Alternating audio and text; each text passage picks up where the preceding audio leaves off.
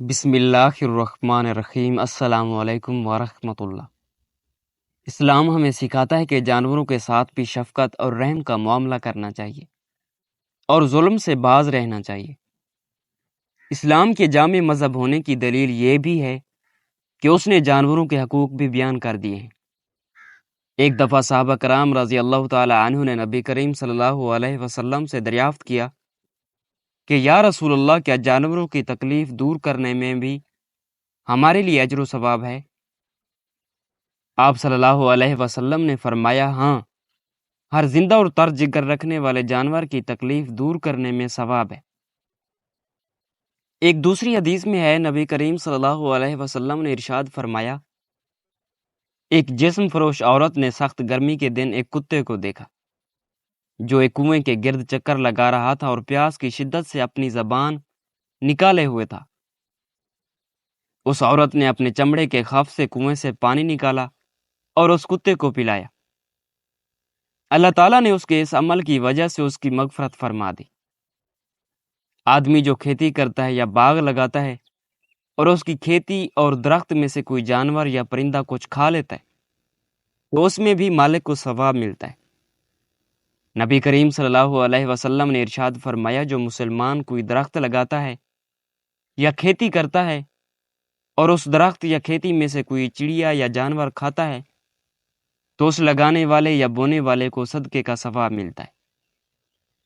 رسول اللہ صلی اللہ علیہ وسلم نے ارشاد فرمایا، جس شخص نے چڑیا یا کسی بھی جانور کو ناحق قتل کیا، اللہ تعالیٰ قیامت کے دن اس سے اس کے بارے میں سوال کرے گا۔ کسی نے دریافت کیا، یا رسول اللہ صلی اللہ علیہ وسلم، اس کا حق کیا ہے؟ آپ صلی اللہ علیہ وسلم نے فرمایا، اس کا حق یہ ہے کہ تم اس کو ذبح کر کے کھاؤ، نہ یہ کہ اس کا سر کاٹ کر اسے پھینک دو۔ آپ صلی اللہ علیہ وسلم نے فرمایا، جس نے کسی چڑیا کو بلا فائدہ قتل کیا، وہ قیامت کے دن اللہ تبارک و تعالیٰ سے فریاد کرے گی کہ اے اللہ، اس نے مجھے بیکار قتل کیا ہے اور مجھے فائدے کے لیے قتل نہیں کیا۔ اللہ تعالیٰ نے بعض جانوروں کو ذبح کر کے اس کے گوشت سے انتفاع جائز قرار دیا ہے۔ ایسے جانوروں کو ذبح کرنا شریعت کے منشا کے عین مطابق ہے۔ دنیا میں 5 جانور اور پرندے ایسے ہیں جن کی دعا اللہ تعالیٰ فوراً قبول کرتا ہے۔ یہ جن کے حق میں بد دعا کر دیں تو اللہ تعالیٰ ان کی بد دعا بھی فوراً قبول کرتا ہے۔ حضرت سیدنا سلیمان علیہ السلام کو پتہ چلا کہ ایک شخص نے کتے کو زہر دے کر مار دیا ہے۔ آپ جلال میں آ گئے۔ حضرت سیدنا سلیمان علیہ السلام کو اللہ تعالیٰ نے بہت سے معجزات سے نوازا تھا۔ سب سے بڑا معجزہ آپ جانوروں کی بات بھی سمجھتے تھے۔ اللہ تعالیٰ نے جانوروں کو آپ کے تابع فرمایا ہوا تھا، اور کمال کی بات یہ تھی کہ آپ جانوروں کی زبان بھی بول لیتے تھے۔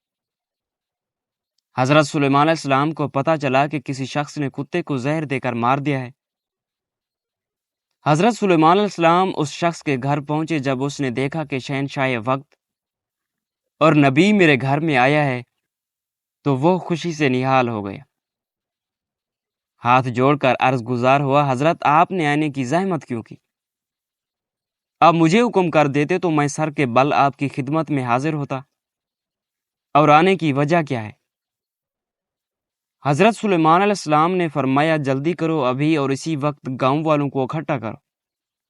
میں آپ لوگوں سے کچھ کہنا چاہتا ہوں۔ اگر تم میری ان نصیحتوں پر عمل کرو گے تو تمہاری دنیا بھی سنور جائے گی اور آخرت بھی۔ اگر تم میری ان نصیحتوں پر عمل نہیں کرو گے تو یاد رکھنا تمہاری نسلیں اجڑ جائیں گی۔ آپ علیہ السلام کے حکم پر سارا کا سارا گاؤں ایک جگہ پر اکٹھا ہو گیا۔ حضرت سلیمان علیہ السلام نے فرمایا، لوگوں، دنیا میں 5 جانور اور پرندے ایسے رہتے ہیں جن کی دعا اور بد دعا فوراً قبول ہوتی ہے۔ ان کی بد دعا سے بچنا، ان جانوروں کی خدمت کرنا، ان پرندوں کو پانی پلانا، انہیں دانہ ڈالنا اور ان سے دعا لینے کی کوشش کرنا۔ میں نے بڑے بڑے متقی، پرہیزگار اور درویشوں کو دیکھا ہے جن کے دن روزوں میں گزرتے ہیں، جن کی رات ساری عبادات میں گزرتی ہے، لیکن ان پرندوں اور جانوروں سے لی گئی بد دعا نے ان کی تمام عبادات کو ضائع کر دیا۔ لوگوں نے پوچھا، حضرت وہ کون سے پرندے اور جانور ہیں جن کی دعا اور بد دعا فوراً قبول ہو جاتی ہے؟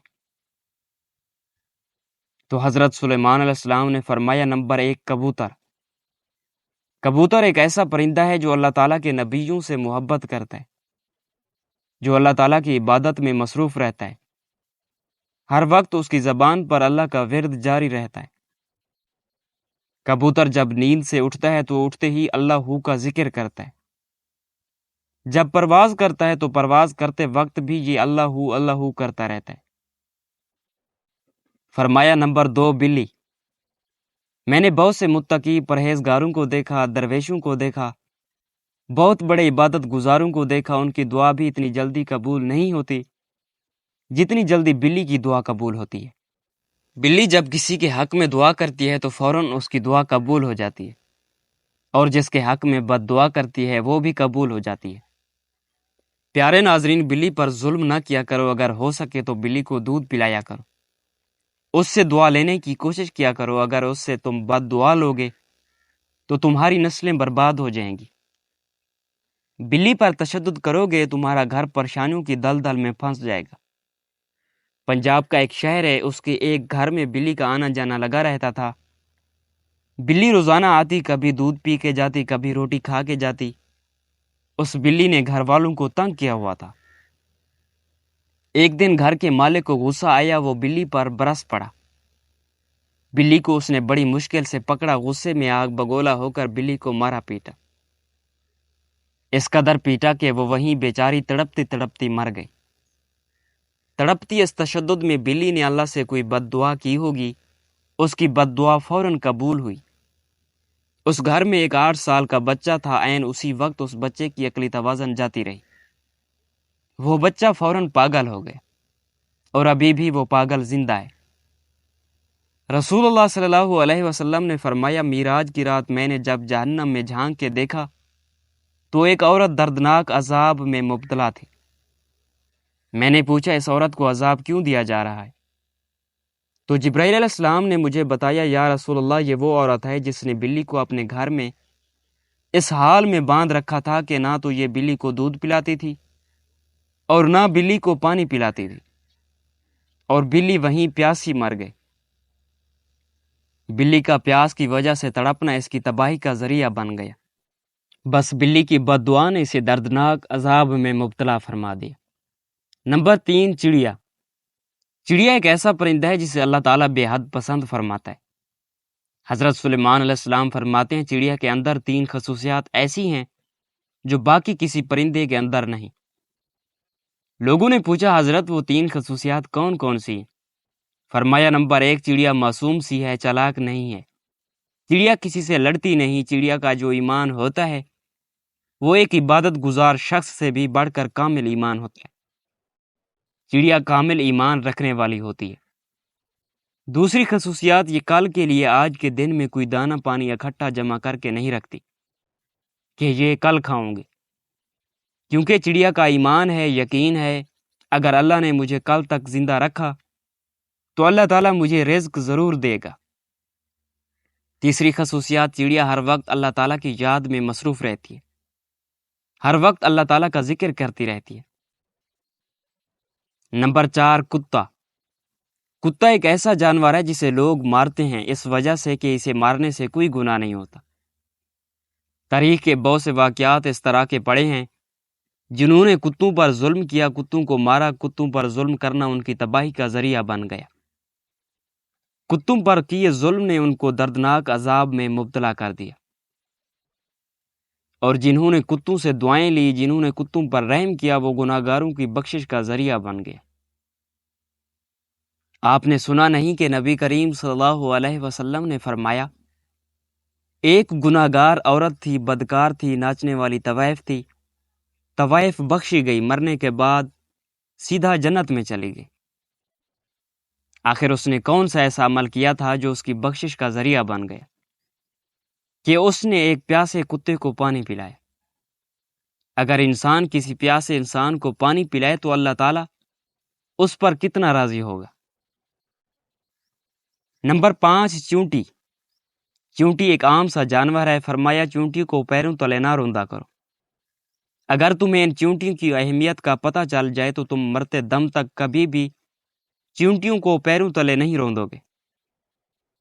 اگر تم انہیں روندو گے تو یاد رکھنا رزق سے ہاتھ دھو بیٹھو گے۔